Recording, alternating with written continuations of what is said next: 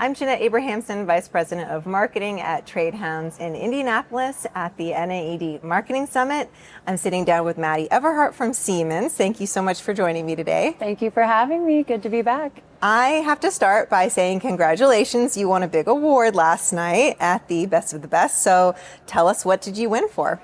Yes, thank you so much. We're very honored and excited, of course, to receive TED Best of the Best 2026 award for community outreach for our Siemens Educates America program. We had the reception last night. There were so many great honorees that were provided their awards. So just being up there against different industry professionals, we're all focused on marketing here, right?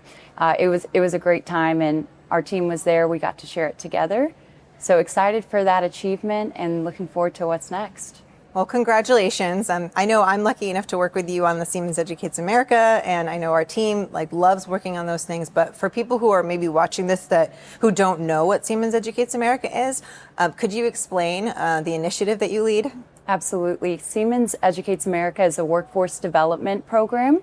We focus on connecting with electrical contractors, their apprenticeship organizations or apprenticeship pipelines, and helping to provide product, digital training, immersive training, any type of digital resource, so even tipping into the AI solutions as well, so that we can help strengthen that workforce for who at the end of the day is our customer, and make sure that they have a strong pipeline so that as they go after new projects and new opportunities, their businesses grow, we're ensuring that they have all the resources needed to staff and have a good team.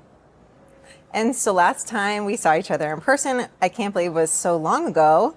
And we sat down, talked about the progress that you've been making with expanding training all across America. So what has changed since then? It's funny you say that, because last night as we got this recognition, they were mentioning and reading off some of the information that we had provided at the time where they were, taking applications. And we had, I think they mentioned last night, 79 partners. So it's crazy in that short amount of time. Today, we've grown to 86 partners across the U.S. We really have created, I think, a powerful network that each partner is different. Each partner is in their own lane. And we've diversified across that. So today, we have general contractors that are part of our network. We have electrical apprenticeship training programs, as mentioned, and quite a few new high school programs that are going to lead into the apprenticeship program. So the program itself, the network, is growing. The resources that we're able to provide our partners are growing as well. We are able to now do more specific or specialized support to our partners. So we all hear about data centers, we all hear about AI, infrastructure, electrification, manufacturing from onshoring, all these very specialized types of construction. With that, we are able to provide packages with products, so focused on specific gear, even getting into our medium voltage portfolios within Siemens Smart Infrastructure, and having a more customized approach for each partner. So it's been great. I think the recognition goes a long way in allowing us to have additional resources, and I am really excited to see what's going to happen in this next year as we keep moving down that path. Well, when we first met, now years ago, I can't believe it. It's been a while. It's been a while, but I remember being so excited because I have a passion in education. I have a degree in education. I used to be a teacher, and I love what you're doing with training in general. But specifically, I'm really interested in emerging technologies, and I really find it exciting how you're really innovating a lot of the training. So talk to me a little bit about what these learners actually get to experience thanks to your Siemens Educates America program. It's quite different than what training was, and especially the electrical or any construction skilled trade probably 30 years ago, right? You talked about emerging technologies, and I think right now in industry, virtual reality, extended reality, spatial computing, these are all newer topics, but I know you studied it as well. So it's been around, but we're just starting to really see our industry accept it and bring it in. So that is one of the aspects of the program. We do the physical product donations for that hands-on lab training. I don't think that should ever be replaced or removed. I think that's so crucial. But now we're able to provide resources like extended reality, which is virtual reality that you can do across any device. So if you have a headset, great. We know 1 in 4 teenagers in the US have access to one. But if you prefer to do it on your mobile device, your iPad, your desktop computer, you can as well. And this allows those students and apprentices to be there before they're actually there, right? So how have you integrated yourself in an environment or a specific task if it's hard to get access to, right? Not everyone can just have access. It's very difficult to have access to a data center. Working for Siemens, I've ran into that myself. It's not something you can just walk into like we can walk into a finished hotel or a finished hospital. So right now we're building a data center digital twin XR simulation. And just to give an example, students, apprentices will be able to walk through a data center, engage with the electrical gear and systems, and actually see what that environment would be like before they may be tasked to work in one. That is very cool and exciting and fun. And I love that part of it. But the other part that's like a huge topic, not only at this event, because we're talking marketing and innovation, but like at every event, in every meeting across our industry right now, everyone is talking about the boom in AI and what that means for the need to hire more people to build data centers. Yes. So having training like this ready to go for all of those people that are coming into the industry, that are new to this industry, or maybe that are switching into a job that will enable them to like help build these data centers is crucial. So talk to me a little bit about workforce development in general, but especially right now because of AI. Yeah, one thing that excites me with the digital immersive training resources is the ability to scale and distribute that content in areas where mission critical infrastructure is in high demand. So if we look at the United States, we don't have equal demand for electrical construction professionals and skilled workforce across all states, right? In some states, you may have higher demand. Where I am in Atlanta, we've actually seen demand decrease a bit for these types of professionals. So with the digital training, we're able to say, hey, if we need to get this to somebody in Minnesota, we can send that digitally and we don't have to worry about, physically taking or bringing people to a training environment. With AI infrastructure in general, there is a lot of demand, and I think this is something that our country is looking at from a national perspective, right? How do we remain competitive in this space while also being cognizant of the communities that already exist here, right? And the people in those communities. So there's a lot of policy discussions that are happening right now. Policy has come out previously around AI infrastructure, data centers, but I don't think it's something that's going to stop anytime soon. I think we are far from that construction being over. We look at what is planned for data center AI infrastructure capacity in the US, and then what is actually finished today. We have quite a gap. We've got a ways to go. So what we're able to do with these digital training resources is provide the apprentices, the trainees, the students access to what, like I mentioned, that scenario, that setting, that situation without physically having to bring them into areas where there may be an existing data center already. And I feel like it's a really cool learning experience to get to try on a headset, to get to see your environment in 360, especially as you mentioned, if you don't have access to like tour a data center, if you're trying to learn about these things. I also have had the privilege of working with you on the tablets and seeing all of the different ways that people can really get a cool like view into what they're going to be building, what they're going to be creating. And all of that is amazing. But the other kind of cool part is that you're also not only helping build infrastructure for AI, but you're using AI in your training. So can you talk a little bit about how you've been innovating the use of AI at Siemens? Yes, yeah, it's actually a very holistic approach if you think about it in that way. So I appreciate you saying that because it's now making me see it in almost a reoccurring circle of we are wanting to train individuals to work in environments that are going to power AI systems, whether it's a consumer application or a custom closed off application. But what are we providing them in the form of AI to help them get there, help them achieve their work? And then we can get into the discussions of AI factories, and it just keeps going. So with us, we have integrated AI into our digital resource portfolio that we offer our training partners through Pneuma, which is an application Siemens Electrical Products has developed. We offer our customers, our network partners. We have generative AI, search AI capabilities that we have backed with hundreds of files of synthetic data alongside our product technical information. What this allows us to do as a manufacturer is really scale our content to where, and historically you may have had to create a brochure or a guide for each specific type of vertical, persona, what have you.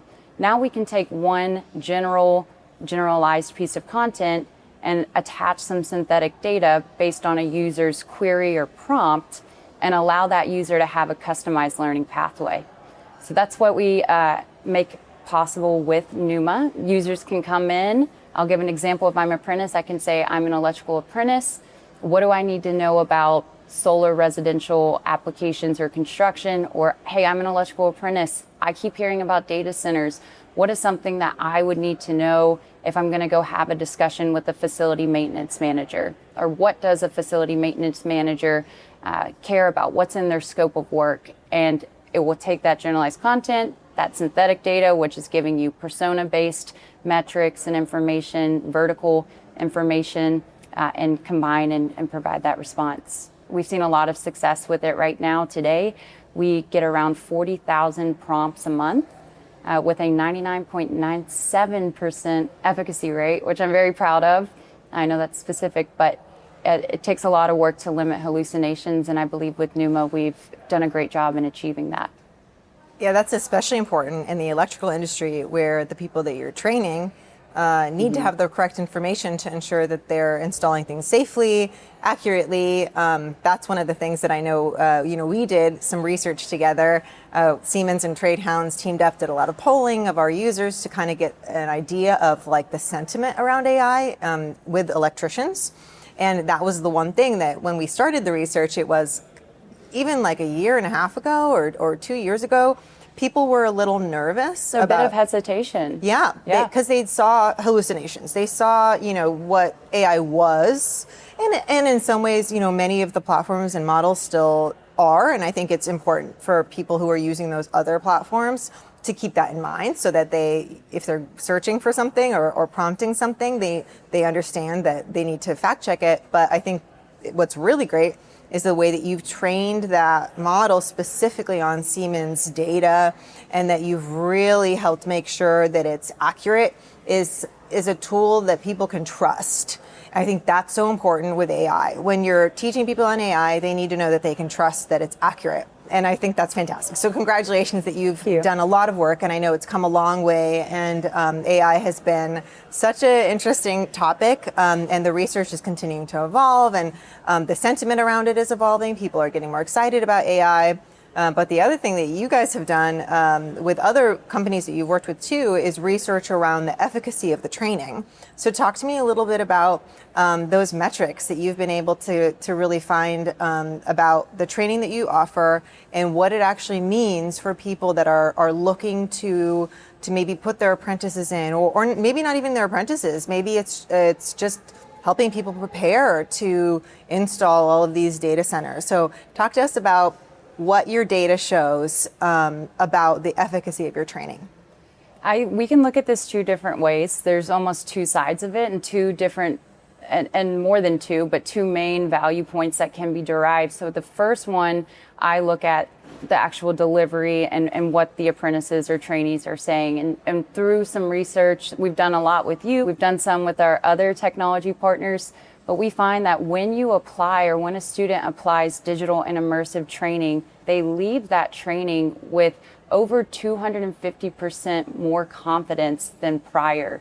I really think that speaks to the experiential learning aspect of it.